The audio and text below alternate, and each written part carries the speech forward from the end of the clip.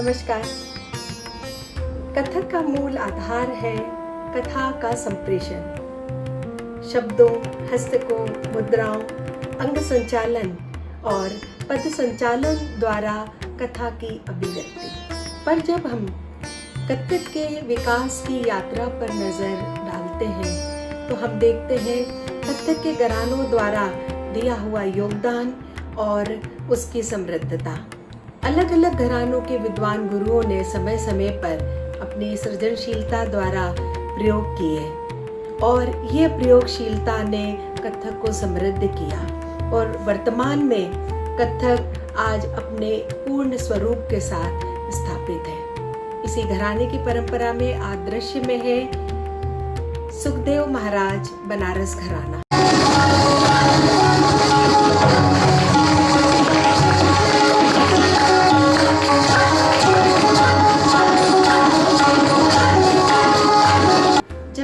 मुगल प्रभाव से कथक का मूल भक्ति भाव का लोप होता जा रहा था और कथक ओठों और तवायफों के बीच में प्रचलन में आ चुका था। स्वाभाविक तौर पर समाज में उसे अच्छी दृष्टि से नहीं देखा जाता था। उस समय सुखदेव महाराज ने धार्मिक रचनाओं को बंदिशों में पिरोया और अपनी पुत्रियों द्वारा उस नृत्य को समाज के बीच में प्रतिष्ठित किया। नाट्य शास्त्र की नियमों को पिरोते हुए एक नई शैली का जन्म हुआ, सुखदेव महाराज बनारस घराना। इस घराने को प्रतिष्ठित करने में और उसको आगे समाज तक और पहुंचाने में जो सबसे बड़ा श्रेय जाता है वो है उनकी काबिल पुत्री कथक क्वीन सितारा देवी को, जो स्वयं में एक इतिहास है। चलत रामचंद्र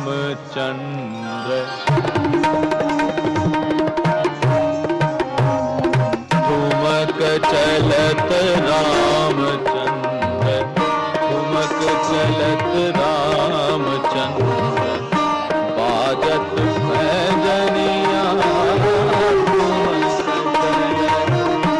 रामचंद्र ठुमक सितारा जी की काबिल पुत्री जो उनकी विरासत को बहुत ही समर्पण और निष्ठा भाव से आज निर्वाह कर रही हैं, डॉक्टर जयंती माला आज हमारे साथ उपस्थित हैं। तक्का तुंगा तकिटका तेटिका तगदिगना ता थई तत थई आ थई तत थई थई तथई तथई थई थई तेटिका तगदिगना थई तथई तथई थई थई तेटिका तगदिगना थई तथई तथई थई थई थई तत तथा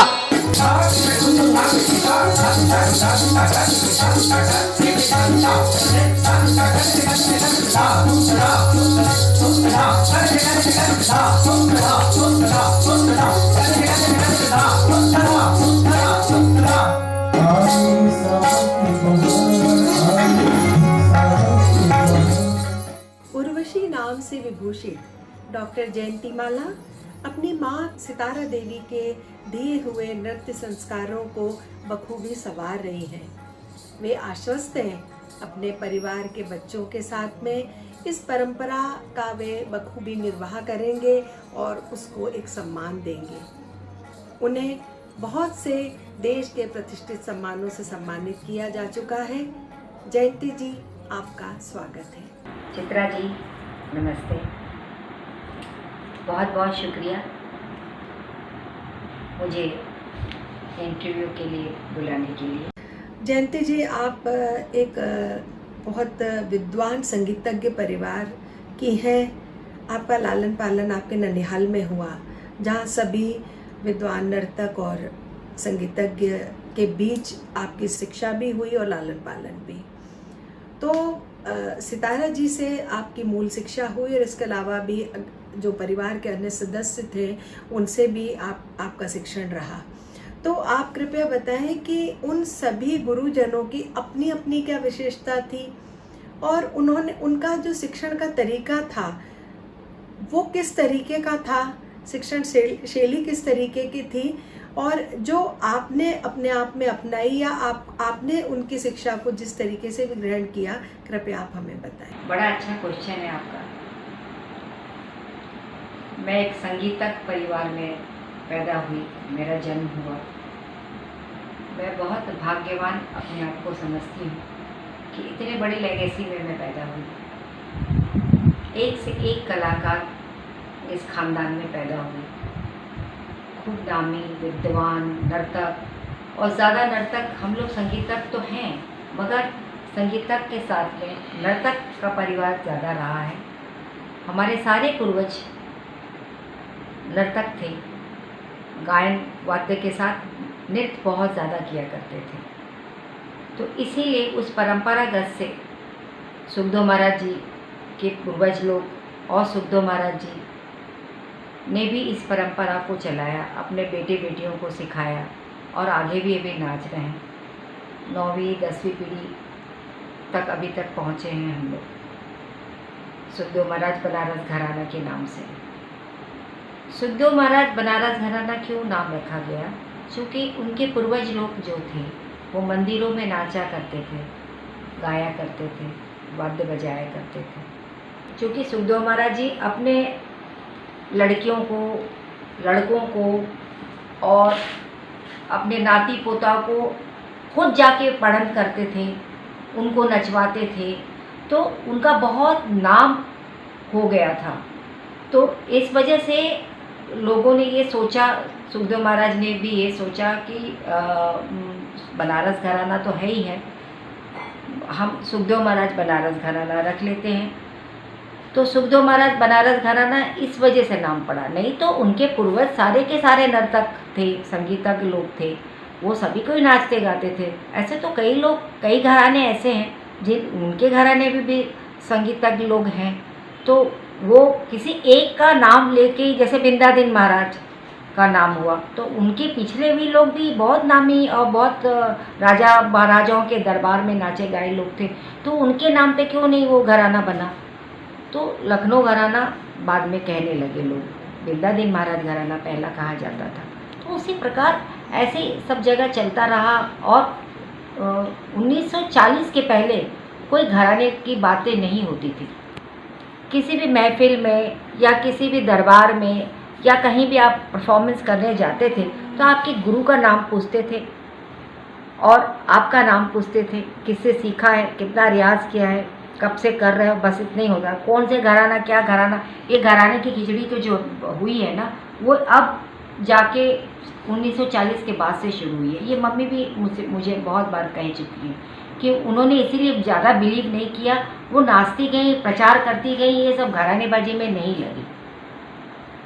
तो ये तो मैंने आपको बताया कि इस परिवार में पैदा हुई, जिस परिवार में गोपी किशन जी, सितारा देवी जी, चौबे महाराज जी, सुखदेव महाराज जी, किशन प्रसाद जी, पाणे महाराज जी, मोहन कृष्णा जी, माधव कृष्णा जी, ब्रिजराज कृष्णा जी, कितना मैं नाम बताऊं, इस सबों ने नाचा है। और उसके बाद वाली पीढ़ी अन्नपूर्णा दीदी, राम भैया, श्याम भैया, और मैं छटंकी सी थी, ढाई 3 साल की थी। तो मेरा सबसे पहला गंडा बंधन सुखदेव महाराज ने किया। उस वक्त वो 99 के करीब थे। तो उन्होंने गंडा बांधा और तब अन्नपूर्णा दीदी और ये ब्रिजराज भैया और राम भैया और श्याम भैया, ये सबको सुखदेव महाराज जी सिखाते थे।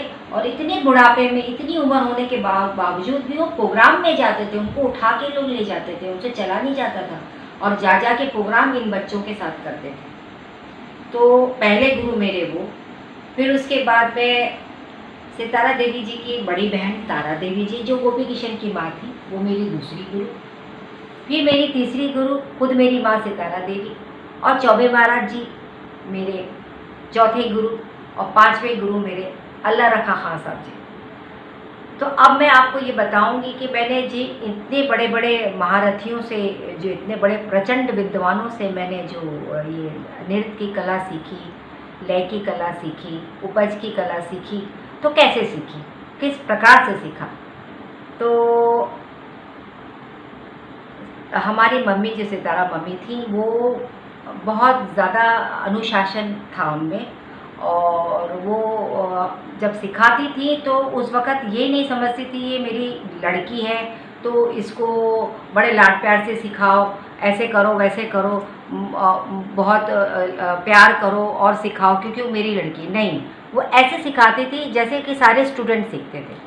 अब उस स्टूडेंट के साथ जो भी हरकतें होती थी, जो अगर गलतियाँ स्टूडेंट ने किया तो उनको डंडे पड़ते थे या डांट पड़ती थी, वो सब मेरे साथ भी होता था। सुबह उठ के उनका यही काम होता था कि पहले सबसे पहले गुरुकुल जैसा, जाओ घर में झाड़ू पोछा करो, झाड़ू पोछा किया, जाओ बर्तन मांजो, बर्तन मांजा, चलो भाई अब खाने पीने में नाश्ता पानी में जाओ, जो भी किचन में उनका हाथ बटाओ। तो हम अब जो छोटे से 5 साल 7 साल के जाके अपना छोटे मोटे हाथ से वो काम कर लिया। अच्छा घुंघरू पहनो, चलो घुंघरू पहना, और घुंघरू पहना के अब जितना मूड होगा उनका 3 घंटा 2 घंटा 1 घंटा जितना भी मूड होगा उस मूड में वो रियाज़ करवाती थी। बच्ची सी थी मैं, छोटी सी। ये तारा आंटी देखती थी तो उनको बड़ा दया आता था। वो कहती थी कि भैया इतना मत कठोर करो, ऐसा मत करो, वैसा मत करो, मगर मम्मी नहीं सुनती थी। जब मम्मी चली जाती थी तब तारा आंटी का सिखाना शुरू होता था कि अब वो बड़े प्यार से सिखाती थी, डांटती भी थी तो बड़ा प्यार होता था उसमें।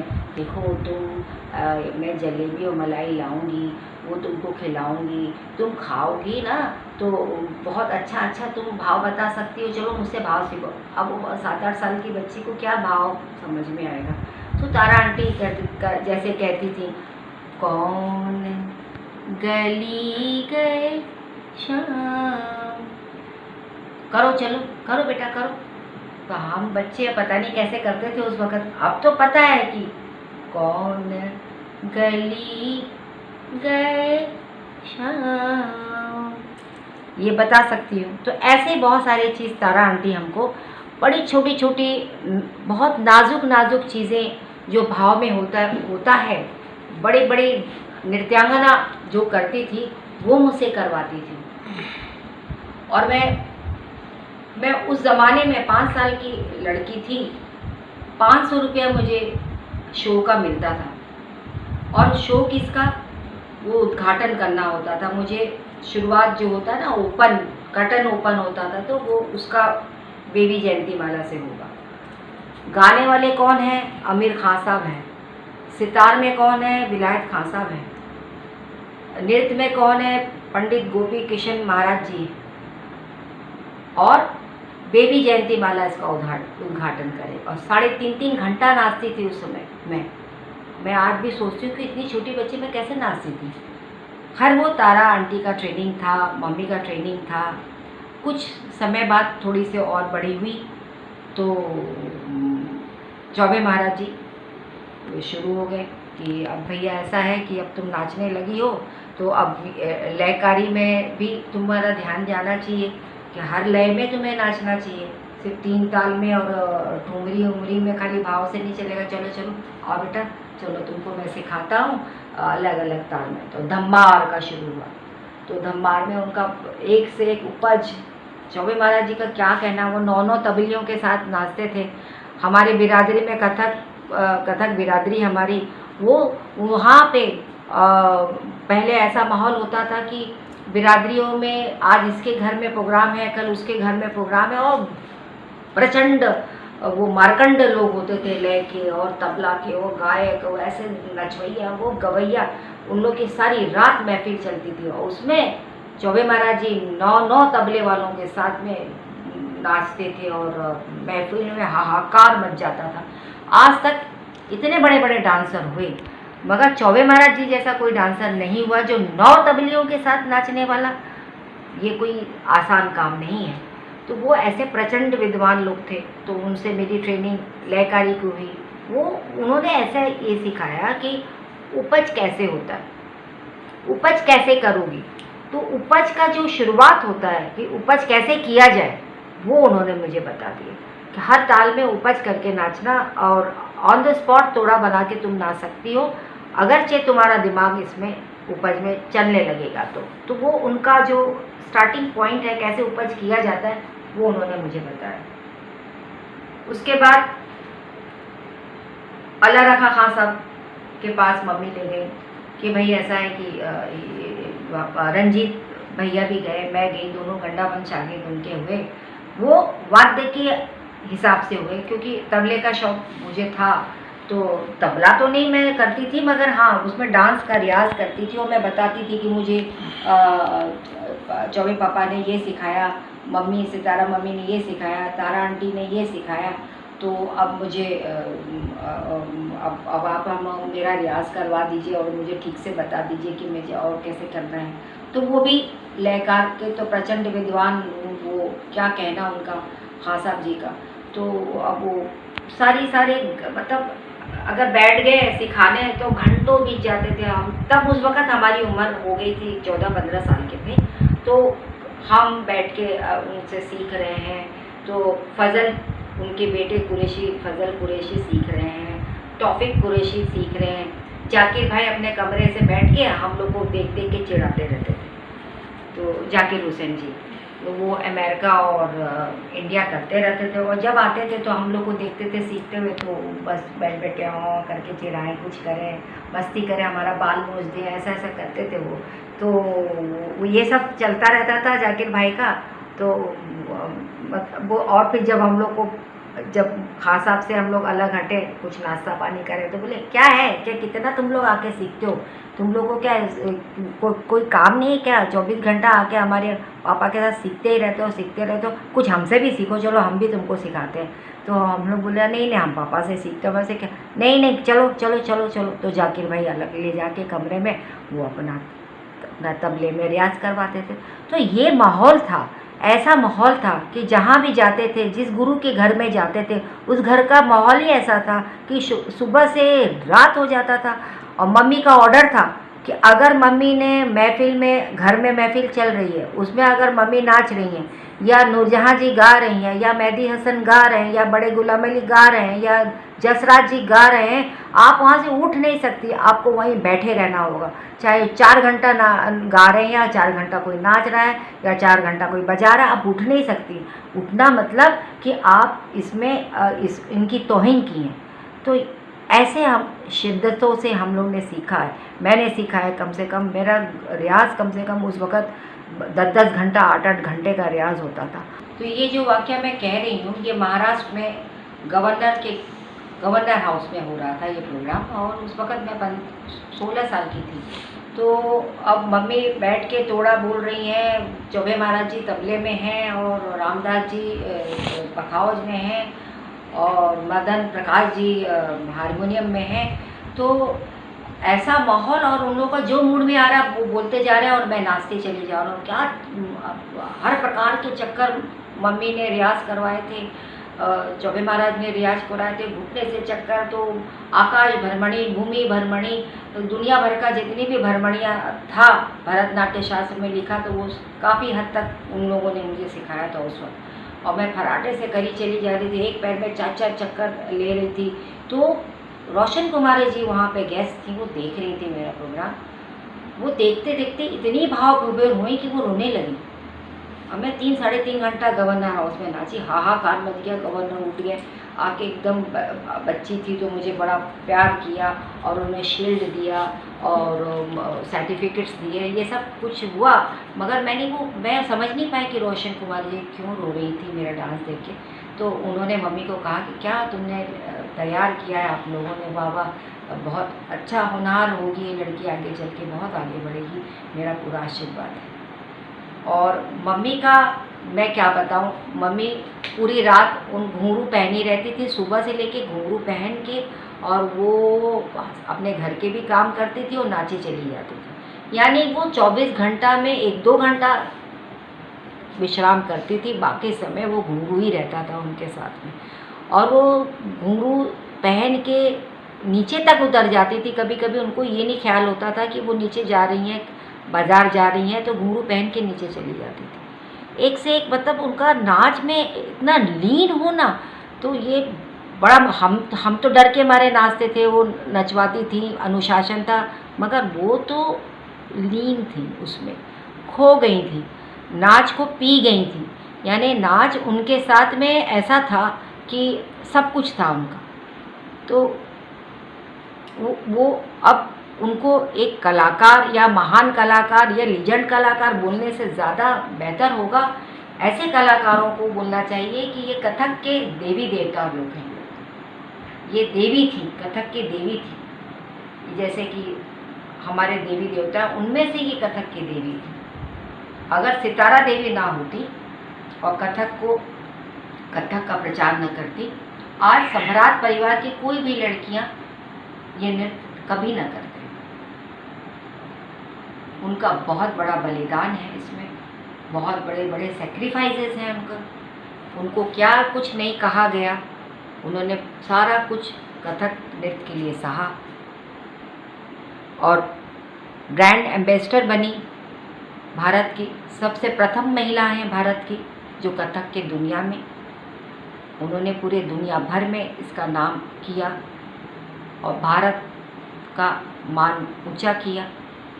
तो ये सबसे पहली भारत की महिला कथक की दुनिया में सितारा देवी को हम सब को मिलके उनका नमन करना चाहिए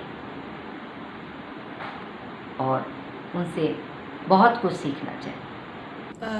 जयंती जी, जैसे सितारा जी आपकी माँ भी, गुरु भी, तो एक माँ का और एक बेटी का जो एक संबंध है और उसकी जो कोमलता है वो एक अलग तरीके की होती है। तो आपका उनके साथ का जो अनुभव है, जो व्यक्तिगत अनुभव उनके साथ के संबंधों का, वो आप हम लोगों को ज़रूर बताएं। वैसे तो मम्मी गुरु में बहुत कठोर थी और बहुत नियम संयम का पालन करवाती थी और करती भी थी। वो कभी भी अगर रियाज ना करो तो बहुत उनको अच्छा नहीं लगता था, वो बहुत डांटती थी और हर प्रोग्राम के पहले बहुत ज़्यादा डांटती थी। उनको कम टू द मार्क चाहिए, हर चीज़ें एकदम सटीक और सही चाहिए, ज़रा सा भी कॉम्प्रोमाइज़ वो नहीं करती थी और ना चाहती थी अपने शिष्यों से या अपनी लड़की से कभी भी। ये तो एक अलग मेरा उनके साथ रेपो था, मगर एक माँ बेटी का रेपो एक दोस्ताना भी था, बहुत ज़्यादा दोस्ताना। वो अपनी बातें सब मुझसे शेयर किया करती थी। वो फिल्मों में भी काम की थी तो फिल्मों की बातें और अपनी बचपन की बातें और अपने लड़कपन की बातें, अपनी मोहब्बत की बातें, बहुत सारी चीज़ें मुझे बताया करती थी, बहुत सारी चीज़ें मुझसे शेयर करती थी। और मुझे जब भी अपने साथ और उस वक्त मम्मी का बहुत ही ज़्यादा हेडेज था, बहुत प्रोग्राम्स और बहुत ज़्यादा लोग आमंत्रित करते थे हर पार्टियों में, बॉलीवुड के पार्टियों में, वैसे बड़े बड़े राजा महाराजाओं के पार्टियों में और बहुत सारे ऐसी जगहों में मम्मी को इनवाइट किया जाता था। तो उसमें हम उनके साथ हुआ करते थे और बहुत छोटेपन से उनके साथ पार्टी में जाते थे। उनकी आदत थी कि बच्चों को अपने साथ लेके जाने का, तो मैं ही एक रहती थी, बाकी रंजीत भैया और प्रिया तो और भी छोटे थे तो वो नहीं आ पाते थे, मैं ज़रूर जाती थी। वो मुझे पता नहीं क्यों ये सब चीज़ें दिखाना चाहती थी कि ये देखो कैसा माहौल है, ये माहौल कैसा है, ये माहौल कैसा है, यहाँ भी कुछ सीखने मिलेगा, वहाँ भी कुछ सीखने मिलेगा। तो पता नहीं क्यों मुझे वो हर जगह घसीट के ले जाती थी। कभी कभी मेरा मन भी नहीं होता था क्योंकि वहाँ सब बड़े बड़े रहते थे, इतने उम्र दराज लोग रहते थे, बड़ी बड़ी हीरोइनें रहती थी, बड़े बड़े हीरो रहते थे और मेरा क्या तालमेल। हाँ, उन बच्चे कुछ बच्चे हुआ करते थे जो कि उस परिवार के होते थे जहाँ पार्टी है, तो वो बच्चे कहाँ जाएंगे, तो वो पार्टी में रहते थे, बाकी और कोई बच्चे दिखते ही नहीं थे। बाकियों के बच्चे नहीं, मैं ही एक बच्ची रहती थी। तो ऐसा उनके साथ मैं अक्सर जाती थी, तो वो मुझे बड़े सजा धजा के लेके जाती थी। मुझे घाघरा चोली गहने वहने पहना के टीका लगा के लेके जाती थी। मैं बोलती थी मुझे फ्रॉक पहनना है, तो बोलती थी नहीं, अरे तुम क्या फ्रॉक पहने हो, फ्रॉक क्या सभी कोई पहनते हैं, फ्रॉक नहीं पहनना है, तुम्हें मैं जो पहना रही हूँ वो पहनो। तो मैं तो इतना बड़ा अम्मा लोग को जैसा लगता है मम्मी ये क्या, मैं स्टेज में भी घाघरा चोली पहनती हूँ और यहाँ पर्सनल लाइफ में भी आप मुझे घाघरा चोली पहना। बड़ा जिद करती थी मम्मी से घाघरा चोली नहीं पहनना, मगर वो घाघरा चोली मेरे लिए खास करके टेलर घर में बिठा के रखी थी कि और रोज़ाना पार्टी में जाना ही है, कभी इसके यहाँ कभी उसके यहाँ, तो रोज़ आने के ऐसा भी टेलर बैठा रहता, आज ये सिलाना कल वो सिलाना। इतनी शौक उनको था मतलब अपनी बेटियों को सजाने का, मुझे भी और प्रिया को भी। प्रिया थोड़ी गोरी चिट्टी बहुत थी और वेस्टर्नाइज बहुत थी, तो उनको वेस्टर्न कपड़े, तो मैं लड़ूँ उनको वेस्टर्न कपड़े, उनको जीन्स, उनको फ्रॉक और हमको सलवार सूट और लहंगा चोली, ये सब क्या है मम्मी, हम भी पहनेंगे वो सब। तो बोलती थी नहीं, तुम्हारी बात कुछ और है, तुम्हारा देखो चेहरा एकदम हिंदुस्तानी है, उसका देखो वो थोड़ी सी बाहर की लगती है, तुम तो हिंदुस्तान की हो ना। तो ऐसे ऐसे करके मुझे अपना हीरे जवाहरात पहना के रेस कोर्स में लेके जाती थी, वहाँ रेस हो रहा है, वहाँ हम लोग बैठे और इतना बोरिंग होता था मुझे बचपने में, धूप लग रही है, अब इन लोग को क्या अच्छा लगा, तो वहाँ देखने में बड़े बड़े एक्टर और सब कोई बैठे हुए हैं और वो लोग रेस देख रहे हैं, वहाँ हम बैठे हुए हैं मम्मी के साथ एक डल्लू में डरसेरा बच्ची मैं बड़ी अपने आप को सोचती थी कि मैं कहाँ फंस गई, मैं कहाँ, मेरा बचपन मेरे को खेलने नहीं मिलता, मुझे ये मम्मी ये सब जगह भी लेके जाती।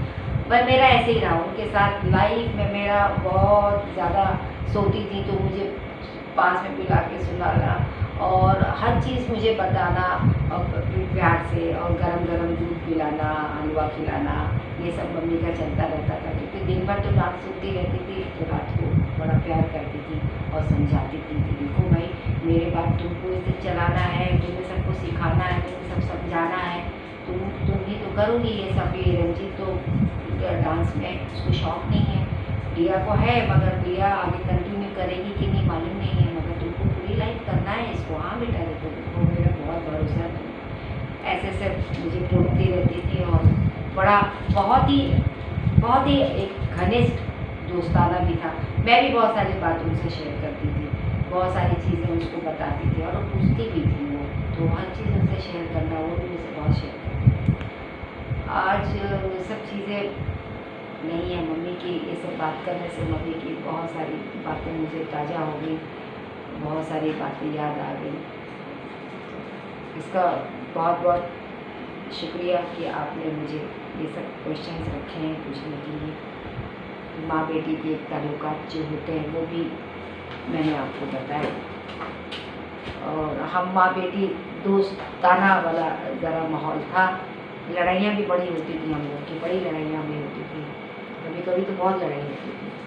तो वो सब मुझे अभी खलता है, खामोखा मैं क्यों लड़ती थी मम्मी से, या मम्मी मुझसे क्यों लड़ती थी। पूरी ज़िंदगी मेरी शादी हो गई, मेरा ससुराल जाना वाना कुछ नहीं, गई बस आई, यानी मैं पूरी ज़िंदगी अपने माँ के साथ रही। मैं अपने घर में आ गई तो माँ मेरे पास आ गई। इस घर में मम्मी 12 साल हमारे साथ रही, और अपना वहाँ नेपेंसी रोड में थी तो मुझे अपने साथ रखा। जब दूसरा घर रंजीत भैया की शादी हो गई, नेपेंसी रोड चले गए, तो मैं वहाँ पे दूसरे घर में मम्मी शिफ्ट हो गई, उनका नया घर हो गया। तो वहाँ रोज़ फ़ोन करके बुलाना, रोज़ मैं जाती थी अपनी बच्ची को। मेरी जो बेटी है ऋषिका, वो उसने तो अपना हॉलीडे देखा ही नहीं, पूरे स्कूल का उसने 12th तक जो पढ़ाई की, हॉलीडे जो उसकी चलती थी, तो वो अपने नानी के ही 2-2 महीने रहती थी। फ़ोन कर कर के रोती थी कि मुझे बुला लो मम्मी, मगर मैं जानती थी कि मम्मी के पास रहेगी तो बहुत कुछ सीख जाएगी, और बहुत कुछ उसको मम्मी ने दिया और बहुत कुछ सिखाया है। और एक तो मैंने भी सिखाया है, मगर मम्मी से जो एक उम्र के बाद जो गुणता आती है, और जो मम्मी के पास गुणवत्ता थी इतने गुरुओं की और ख़ुद की क्रिएशंस, वो बहुत सारी चीज़ उसको दे के गई हैं। वो सिर्फ डांस के लिए ही नहीं दे के गई हैं, आप फिल्म मेकिंग, फिल्म में कैसे काम करना, अभिनय कैसे करना, लाइट कैसे लेना, कैमरा कैसे रखना, कोरियोग्राफी कैसे करनी, ये सब चीज़ें भी उसको बता के गई हैं। कहीं सिर्फ कथक ही नहीं कि भाई कथक ही करो, वो जानती हैं कि आज का जनरेशन है, क्या पता कथक कल को कंटिन्यू करेगी कि नहीं करेगी, मगर ये सब चीज़ें भी उसको सिखा के गई हैं। बहुत सारी कैसे कविताएं लिखनी, किस तरह से स्क्रिप्ट लिखना, किस तरह से ब्लॉकिंग करना है स्क्रिप्ट को, किस तरह से डायरेक्शन, यानी ऐसी ऐसी चीज़ें उसको सिखा के गई हैं कि ये जो उनसे कथक सीखे तो बस कथक थोड़ा बहुत शागिर्द, ज़्यादा शागिर्द मम्मी के रही नहीं, क्योंकि मम्मी बहुत अनुशासन में थी ना, तो शागिर्दें भाग जाती थी, तो शागिर्द नहीं रही। वैसे घर के बच्चों ने सीखा है, कथक सीखा है, मगर ये सब चीज़ें नहीं सीखी हैं। और कथक में भी मम्मी खड़ी होके नहीं बता पाती थी। एक दौर ये भी आया कि मम्मी के कमर टूट चुका था, तो वो किसी को भी खड़ी होके नहीं बताती, उस जगह मुझे खड़ा करती थी कि भाई चलो ऐसा है, ऐसा है, ऐसा, इसको ये सिखा दो, इसको ये सिखा दो। जैसे विशाल को कुछ सिखाना है तो मुझे कहती थी भाई ये करके इसको बता दो, ये अपनी बेटी को ये मैं बता रही, ये बता दो, जब तक उनका कमर नहीं टूटा था। तो 2-3 साल विशाल ने भी मम्मी से सीखा है, और सीखा मतलब मैंने सिखाया मम्मी के थ्रू। तो इस तरह से और घर के बच्चे हैं, बुआ, चाची, काकी, मामी, दादी सिखाती ही हैं और सिखाना भी चाहिए। तो ऋषिका ने भी ऐसे ही सीखा है, तो सीखना भी चाहिए और सिखाना भी चाहिए। आज अगर हम कल को ना भी रहें, तो अगर ऋषिका के पास वो चीज़ें नहीं हैं, तो हमारे घर के जो भी बुज़ुर्ग उस वक्त रहेंगे, उनसे जाके ऋषिका को ज़रूर सीखना चाहिए, और कोई बुरी बात नहीं है, सीखना चाहिए। और मेरे ही घराने से क्यों, किसी भी घराने के बुज़ुर्ग से जो ज्ञानी है, विद्वान है, उनसे ज़रूर कुछ ना कुछ सीखना चाहिए, ऐसा मेरा मानना है। जयंती जी, जैसे सितारा देवी और गोपी कृष्ण जब भी फिल्मों में दिखे, तो उनका जो नृत्य था वो सात्विक नृत्य ही था, और जिसमें कि कथक मूल जो कथक की खूबसूरती और सात्विकता भी नज़र आई। पर जो फिल्में हैं उनमें जो कथक का स्वरूप आया वो एक कोठे और मुजरे के तौर पर आया। तो इस विषय में आपका क्या कहना है? सितारा जी की फिल्म की यात्रा और गोपी कृष्ण जी की यात्रा के बारे में आपकी जो भी जानकारी वो हम तक ज़रूर दीजिए। जी, सितारा देवी मेरी मम्मी का फिल्मों का सफ़र और गोपी कृष्ण जी का फिल्मों का सफ़र बहुत ही बढ़िया रहा है। उसका कैसे सफ़र रहा है और कैसे वो फिल्मों में आई, वो बड़ा ही रोचक है। लोग फिल्म में काम करने के लिए अपने गांव, घर, शहर छोड़कर मुंबई आते हैं, यानी कि मुंबई आते हैं। मम्मी को खोजते हुए लोग, डायरेक्टर और प्रोड्यूसर निरंजन शर्मा, उनके घर बनारस पहुंचते हैं।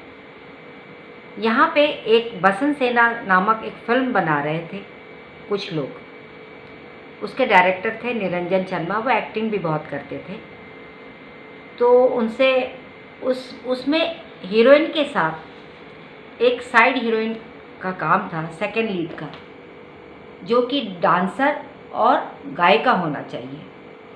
अब उस ज़माने में अपने हिंदी फिल्मों में डांस नहीं हुआ करता था, एंग्लो इंडियन करके एक बॉलरूम डांस ही सिर्फ होता था, वो भी फिल्मों में नहीं होता था। जब इंटरवल होता था तो स्टेज में आके वो लोग करते थे, डांस नहीं होता था, गाना ज़रूर होता था, डांस नहीं होता था।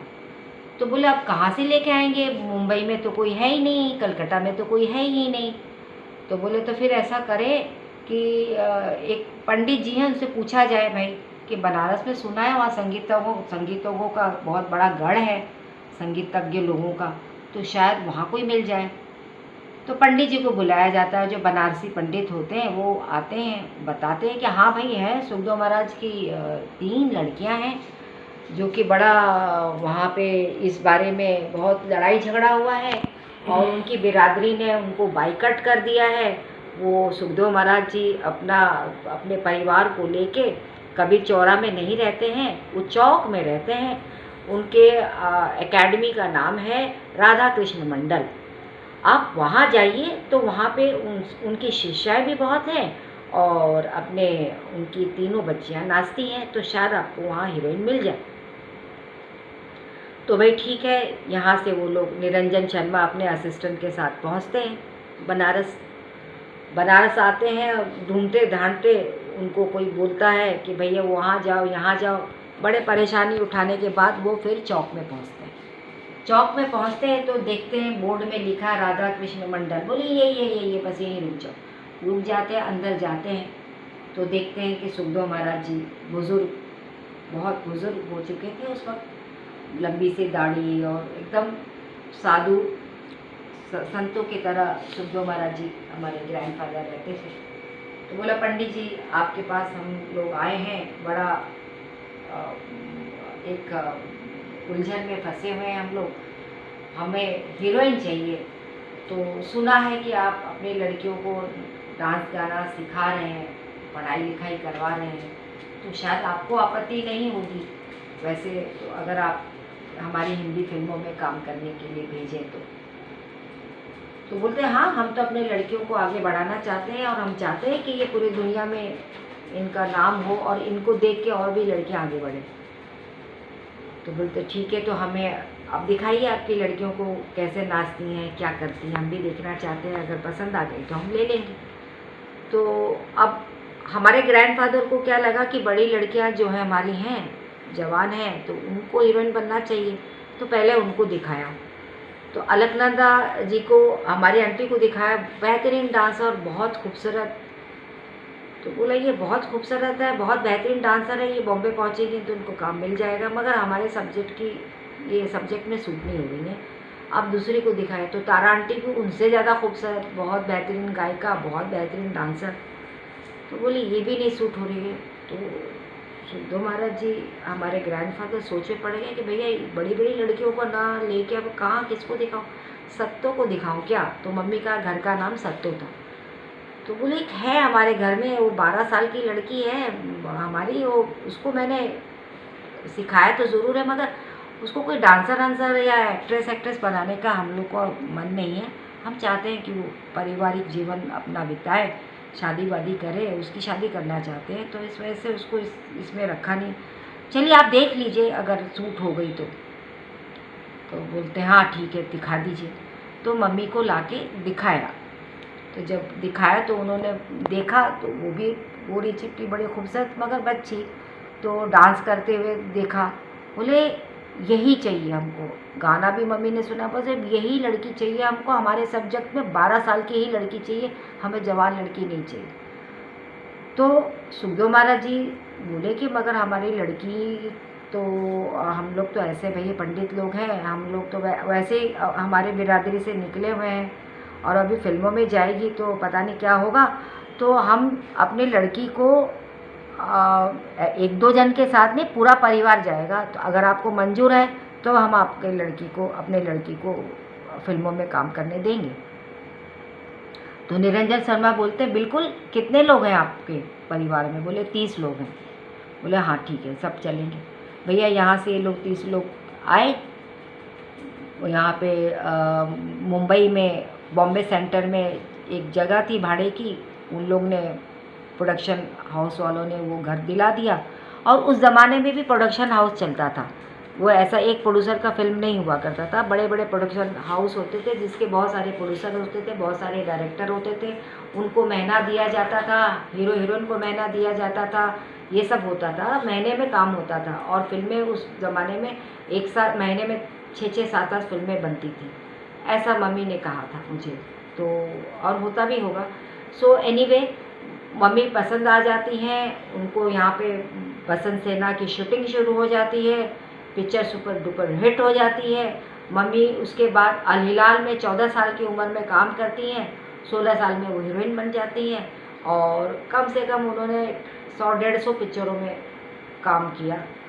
और जब वो 30s की होने लगी तो उन्होंने फिल्मों से टॉप में ही रह के फिल्म लाइन छोड़ दिया। उनकी बड़ी बड़ी फिल्में थी जिसमें मुग़ल आज़म की जो पहली मुग़ल आज़म बनी उसमें वो बाहर का रोल कर रही थी और बीना राय करके एक एक्ट्रेस हुआ करती थी, वो उसमें इसका रोल कर रही थी, मुग़ल आज़म में जो मधुबाला ने किया है रोल वो कर रही थी।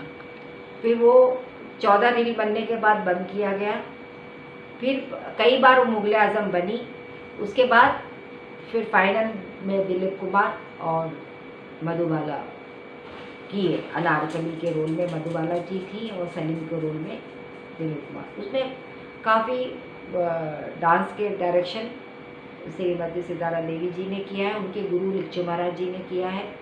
तो इस तरह से फिल्मों में उनका रहा और उनकी वजह से, सितारा देवी की वजह से भी यहाँ पे एक वो हुआ कि उनकी वजह से फिल्म लाइन में डांस आया। वहाँ भी फिल्म लाइन में भी डांस उन्हीं की वजह से आया। तो उसके बाद शुरू होता है गोपी किशन जी का। गोपी किशन जी तब 18 साल के रहे होंगे। तो गोपी किशन जी के लिए सितारा मम्मी ने वी शांताराम जी से बात छेड़ी थी। वी शांताराम जी एक फिल्म बना रहे थे, झनक झनक पायल बाजे, जो ज़माने का सुपर डुपर हिट फिल्म था और आज भी जब भी लगती है तो सुपर डुपर ही हिट है। और इन लोग ने जो फिल्मों में काम किया, तो सितारा देवी ने भी जो फिल्मों में काम किया, तो बड़ा स्वास्तिक, बड़ा सिंपल और बहुत खूबसूरत, बहुत ही अच्छे अच्छे रोल किए, डांस भी किए तो बड़े अच्छे अच्छे किए, ऐसे कोई गंदे डांस नहीं किए, बड़ा खूबसूरत खूबसूरत डांस उन्होंने किया। और डांस फॉर्म जैसे सितारा देवी ने बैले, रशियन बैले लेके आई हलचल में और रशियन बैले उन्होंने किया। जबकि कथक डांसर थी, टो पे नाचना बड़ा मुश्किल होता है। टो पे पूरा बैले, आप कभी हलचल फिल्म देखिए, डाउनलोड कीजिए तो आपको दिखाई देगा, यूट्यूब में है। बहुत सारी फिल्में सितारा देवी की यूट्यूब में है। इसी तरह गोपी किशन की भी बहुत सारी फिल्में जिनमें उन्होंने एज ए हीरो काम किया, वो 4-5 फिल्में हैं। उसके बाद कोरियोग्राफी की तो सैकड़ों हैं, 300-400 फिल्मों में, साउथ से लेके साउथ इंडियन वाली फिल्में भी और यहाँ की भी मुंबईया फिल्म में भी कम से कम 350-400 फिल्मों में उन्होंने एज ए डांस मास्टर काम किया।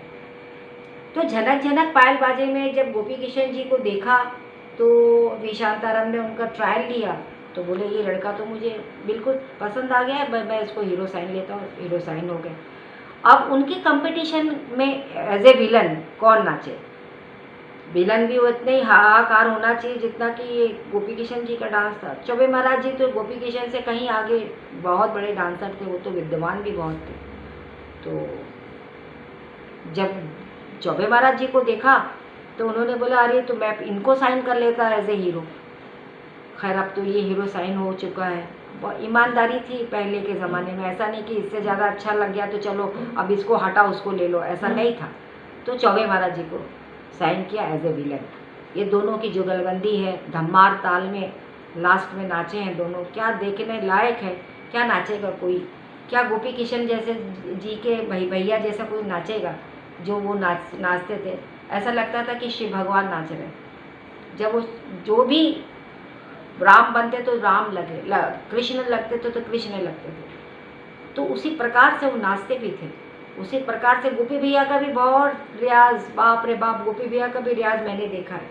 गोपी भैया सुबह 10 बजे से घुंघरू बांधते थे और शाम के 5 बजे तक उनका घुंघरू खुलता था। और उसके बाद वो हेल्थ क्लब जाते थे, खाते इतना सा थे, रात को खाली खाना खाते थे और सो जाते थे, सुबह 4 बजे उठते थे। यानी भैया ये सब तपस्या इन लोगों ने की और इसी के वजह से फिल्म लाइन में भी गोपी भैया ने इतने काम किए, इतने डायरेक्शन किए। उनकी 20वीं असिस्टेंट सरोज खान, और आज भी कितने असिस्टेंट आज कोरियोग्राफी असिस्टेंट कोरियोग्राफी कर रहे हैं। बहुत सारे लोग, बहुत सारे को फिल्म इंडस्ट्री में उनको तो गुरु माना जाता है। इसी तरह मम्मी का भी मधुबन में राधिका नाचे रे, आज भी बच्चे लोग, मैं देखती हूँ कंपटीशन में जाती हूँ, मधुबन में राधिका नाचे रे, तो मम्मी का वो कोरियोग्राफी है। उसमें कुमकुम को ने डांस करवाया है और दिलीप कुमार को सितार बजवाया है, तो वो कोरियोग्राफी उन्हीं की है। ऐसी को बहुत सारे गाने हैं, अपलम चपलम वो गोपी किशन जी का है, और बहुत सारे हैं। आप लोग देखेंगी तो आपको पता चल जाएगा। यूट्यूब में आजकल सभी जगह से हर चीज़ आ जाती है, तो यूट्यूब में है। तो बहुत इन लोगों का फिल्म में भी, फिल्म लाइन में भी बहुत ज़्यादा कंट्रीब्यूशन रहा है। आज फिल्मों में जब भी कोई अच्छा कोरियोग्राफी की बातें होती है तो अच्छा कोरियोग्राफी, मुग़ल आज़म के सेट देखिए, मुग़ल आज़म के डांस देखिए, पाकीज़ा के डांस देखिए, और उमराव जान के डांस देखिए, ये सब गोपी किशन जी, लच्चू महाराज जी, सितारा देवी, इन लोग ने, सब लोगों ने किया है। कितना बढ़िया बढ़िया किया, कितना अच्छा अच्छा किया है कि आज क्या करेंगे कोरियोग्राफी में, क्या आज चल तो रहा है, ये सब स्टंटबाजियाँ चल रही हैं। उसी तरह अभी क्लासिकल में भी बहुत सारे स्टंटीबाजी चल रही है। गुड़पना तो ख़त्म हो गया, गुड़पना कोई करना ही नहीं चाहता है, डिटेल्स में जाना ही नहीं चाहता है। बट बस आज डांस सीखे, कल उनको परफॉर्मेंस मिल जाए, परसों उनका नाम हो जाए।